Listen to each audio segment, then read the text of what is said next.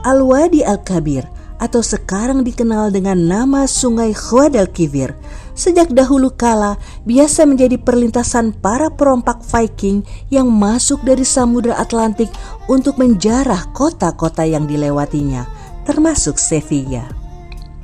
Di tahun 844 Masehi, mereka pun kembali melakukan penjarahan di Sevilla. Namun, ketika itu Imarah Islam telah memimpin Andalus. Sultan Abdurrahman Al-Ausat tidaklah tinggal diam. Ia mengirim pasukan dalam jumlah yang besar untuk mengusir armada Viking hingga akhirnya mereka pun kalah dan tidak berani lagi memasuki Sungai Guadalquivir.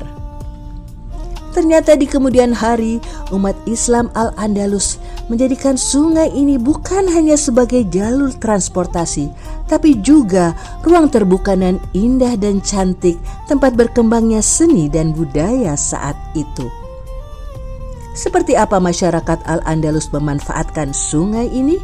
Kita simak penjelasan Ustadz Asep Sobari dari tepian Sungai Guadalquivir, Sevilla.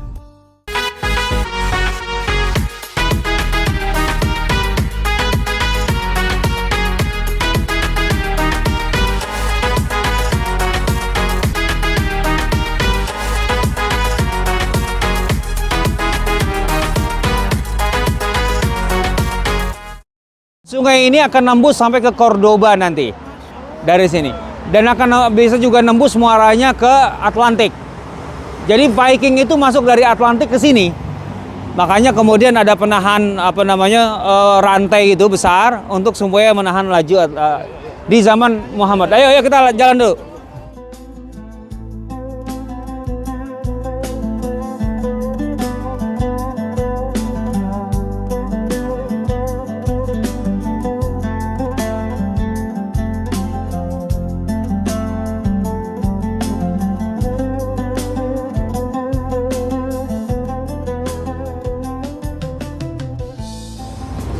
Dalam literatur lama gitu ya, di masa-masa kejayaan Andalus dan Sevilla, di kanan kiri Wadi Al-Kabir itu taman sepanjang berkilo-kilometer.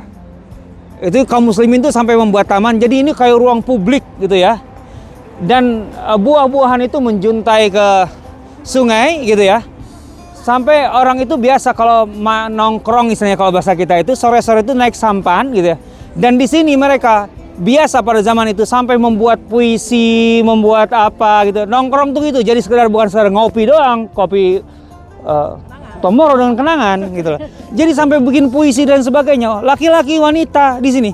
Makanya kan Sevilla itu adalah kota pendidikan dan kota seni gitu, itu budaya gitu. Ini terkenal dan sampai sekarang pun juga Sevilla disebut kota budaya gitu ya, kebudayaan sini. Jadi sepanjang berkilo-kilo itu yang namanya di pinggir sungai itu adalah taman, dan mereka terbiasa untuk mengayuh sampan sore-sore untuk bersantai gitu dan membuat puisi, dan ada buku-bukunya yang mencatat itu gitu, buku-buku klasiknya gitu. Itu keindahan atau pencapaian peradaban kaum muslimin itu sampai segitu. Yang namanya ruang terbuka, ruang publik, kemudian apresiasi budaya sampai titik mana tinggi sekali. Karena kalau kita kan nongkrong nggak sampai ada yang kemudian lahir sastrawan di pinggir kali gitu kan, itu nggak ada kan. Di sini tuh ada. Omar Khayyam. Itu kurang lebih sejarahnya ya tentang ini. Ya, di Wadi Al-Kabir ini atau Guadalquivir dalam bahasa Spanyol sampai hari ini menggunakan istilah itu, artinya orang-orang Spanyol menyerap bahasa Arab dan nama bahasa Arab masih diabadikan sampai hari ini. Ini sangat terkenal di Sevilla, dan dalam sejarahnya diantaranya gitu bahwa Viking dari Denmark sana melalui Atlantik tentu saja bagian barat ke Lisbon, dan kebetulan siang ini kita ke Lisbon gitu ya, jadi dapat dua-duanya insya Allah.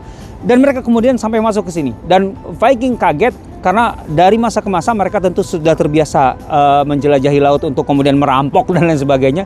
Ternyata Sevilla di tangan kaum muslimin tidak seperti Sevilla pada masa sebelumnya, di mana kemudian ada perlawanan yang sangat kuat dan Viking tobat, istilahnya tobat maksudnya bukan menjadi mualaf, maksudnya mereka tidak lagi berpikir untuk menyerang ke Andalus. Bahkan kemudian Raja Denmark pada saat itu mengirim delegasi atau utusan untuk berdiplomasi dengan Cordoba dan kemudian dibalas oleh waktu itu kalau tidak salah Muhammad bin Abdurrahman kedua gitu, dengan mengirim utusan seorang faqih, seorang ahli diplomasi, dan melakukan penjelajahan lebih dari 1 tahun dari Cordoba ke Denmark gitu ya. Dan ini adalah Wadi Al-Kabir yang ini menyambung sampai ke Cordoba nanti. Di Cordoba pun ada Wadi Al-Kabir. Insya Allah berjumpa kembali di Wadi Al-Kabir, Cordoba.